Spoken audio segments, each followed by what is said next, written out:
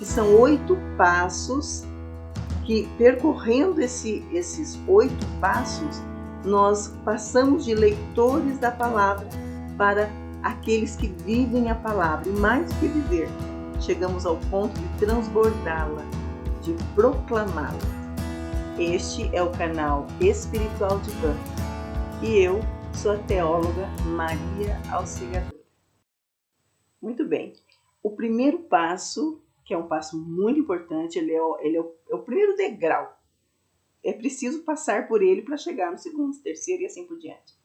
Só que o detalhe é que muitas vezes pode ser que nós caímos no seguinte erro, achar que este primeiro degrau é o único e já está bom. Não é isso. Nós estamos no primeiro ainda. Qual é esse primeiro degrau? A leitura. Então é muito fácil você de repente pensar assim, olha, eu leio, graças a Deus eu leio todo dia. Ótimo, continue lendo todos os dias, isso é fantástico. Mas não pare só na leitura. Porque depois da leitura você vai perceber aqui nos próximos vídeos que tem outros passos. Então, essa primeira leitura também, depois, claro, de ser seguida pela invocação do Espírito Santo, pedindo para que o Espírito Santo te ajude a entender, porque somente com a compreensão do Espírito Santo que nós podemos entender a palavra, né? Porque a palavra mesmo diz, olha, nós não conseguiríamos nem chamar Deus de Pai se não fosse pela ajuda do Espírito Santo. Então, nós não temos capacidade sozinhos de nada. Então, se eu quero entender, eu preciso do Espírito Santo, me ajuda. Você que é o autor, né, que tudo que foi escrito, que incentivou, iluminou a mão daqueles que escreveram, me ajude. Então, esse é o primeiro passo, certo? Mas depois tem outras didáticas que vão me ajudar a ler melhor. A primeira aqui que eu posso falar para você é o seguinte, observe que a sua palavra, a sua Bíblia, ela tem indicações nas laterais, algumas Bíblias têm até várias, né? Outros textos. Então, eu estou indo num versículo, olho que na frente tem outras indicações. Não é por acaso que essas anotações estão ali. Elas estão ali porque ela quer chamar a tua atenção que aqueles textos tem algo que vai te ajudar a entender esse texto que você está. Em cima, às vezes, tem uma letra pequena, um número pequeno, é na nota de rodapé. Não é por acaso, não é só porque não vou escrever, não vamos completar aqui para poder encher essa página. Não, é para ajudar. Dependendo da Bíblia que você está lendo, se é uma Bíblia de estudo, tipo a Jerusalém, por exemplo, o Peregrino, são Bíblias próprias de estudo, né? Você vai ver que a nota de rodapé é bem maior até do que o texto, tem muita explicação. Tem citações bíblicas, tem o tempo histórico, tem muita explicação. Então, se você quer realmente aprofundar nesse texto, nessa leitura, leia, tá? Nesse primeiro momento aqui, você procurar, vai ter bastante indicações. Eu vou ler aqui, estou primeiramente lendo. Sem aquela sensação assim de eu preciso ler para ter uma emoção. Não é nada emocional.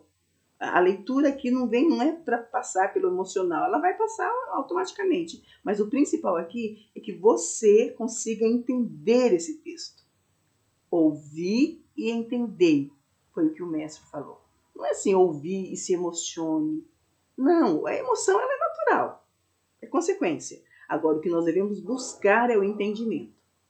Muito bem, olhei, vi, percebi que tem notas de rodapé, que tem as referências nas laterais, busquei. Agora estou lendo silenciosamente aqui e percebo que tem algumas palavras que eu não consigo entender, porque não é uma linguagem fácil, né? Não é. Então, o que eu vou fazer? Eu vou fazer uma procura dessas palavras. Olha só o tempo que eu estou levando aqui. Então, eu vou procurar essas palavras. Se você tem um dicionário bíblico, melhor ainda, porque o dicionário bíblico vai te situar mais numa linguagem bíblica. Mas se você não tem tudo bem também. Você vai usar o dicionário normal, tá? O dicionário que você tem aí, e vai ver, é importante que você descubra o significado dessas palavras, para você poder entender o texto como um todo. Muito bem, passei por esse momento aí de leitura silenciosa, de conhecimento do que está aqui, né, da palavra aqui. Agora eu faço a minha primeira leitura em voz alta. Te pergunto, você lê o texto bíblico em voz alta, sozinho? Ou você pensa, não, vão achar que eu estou doida? Não. Mesmo que as pessoas pensem isso, mas elas vão perceber que você não está falando nada assim sem noção. Você está lendo algo que é a palavra de Deus. Então, leia em voz alta. No mínimo 2 vezes, mínimo. mínimo 2 vezes. Leia, porque uma coisa é quando você está lendo silenciosamente, é você que está falando com Deus. Por incrível que pareça, quando você lê em voz alta, você permite que Deus fale com você. Você se ouve.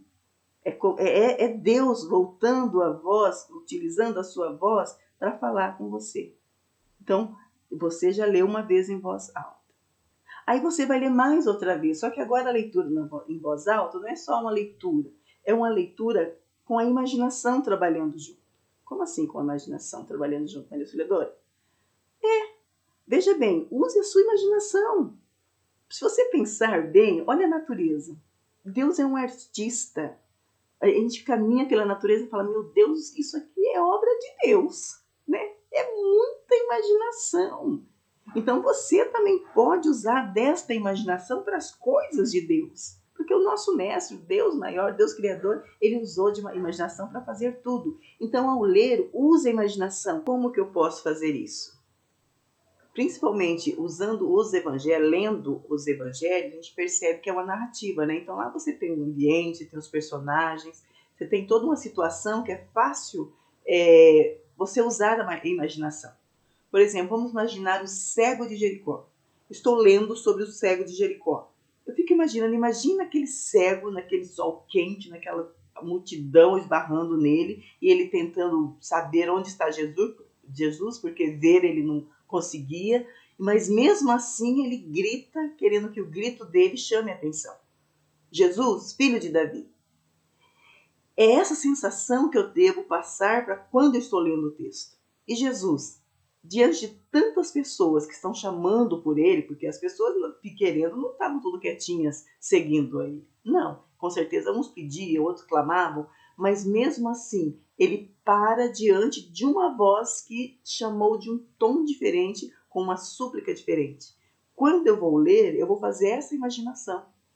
Como será que esse cego leu? E eu vou ler nesta dimensão de voz, nesse sentimento. Outro exemplo, os 10 leprosos. Não podiam se aproximar, estavam totalmente à margem da sociedade. De repente, de longe, eles clamam ao mestre. E de longe também Jesus fala, pode ir e se apresentem ao sacerdote. Eles vão, mas eles não estavam curados. Como é que essa leitura assim de ter que acreditar, ter fé e não estar vendo nada? É isso que aconteceu com eles. No caminhar é que de repente eles perceberam que eles realmente estavam curados. Como é que é essa reação? Aí eu me coloco nesse texto, no ambiente, a multidão que segue Jesus, num ambiente totalmente que não é propício, com fome. Tem um momento que o próprio Jesus fala, eu tenho dó, tenho compaixão das pessoas, que elas caminham atrás, né, sem nada, sem comida, sem água, sem nada. E aí eu me coloco nessa situação pensando, e eu? Eu que estou aqui diante da minha casa, faço o meu horário de leitura, o meu local de leitura, e muitas vezes não vou atrás do mestre, porque é o mesmo Jesus, o Jesus que estava lá na Galileia, andando, saindo pelas aldeias, e que o povo corria atrás, e não importava quantos dias estavam sem comer, a situação totalmente imprópria, mas eles iam atrás, é o mesmo Jesus que está diante de nós na palavra dele. E muitas vezes nós estamos com ela em casa e não abrimos. Temos todo ao nosso favor, o tempo, o ambiente, e nós não vamos atrás com essa mesma perseverança. Essa leitura me compromete quando eu percebo qual é a minha atitude. Eu não consigo daí sair dessa leitura que me interroga da minha postura diante agora de um Deus tão próximo. Essa leitura me transforma. Por isso que não é simplesmente eu leio. Eu leio no final da noite. Eu leio de manhã. E pronto. Não. Eu faço todo um exercício que me compromete, me chama a atenção a um comprometimento com a vivência dessa palavra. Então, por isso que este é o primeiro passo. Mas não é o único. É o passo de abertura, mas é um passo onde eu uso uma metodologia para que eu possa entrar nessa mensagem, que eu possa viver essa mensagem. E assim, nós vamos passar para o segundo passo. Eu aguardo você no nosso próximo vídeo.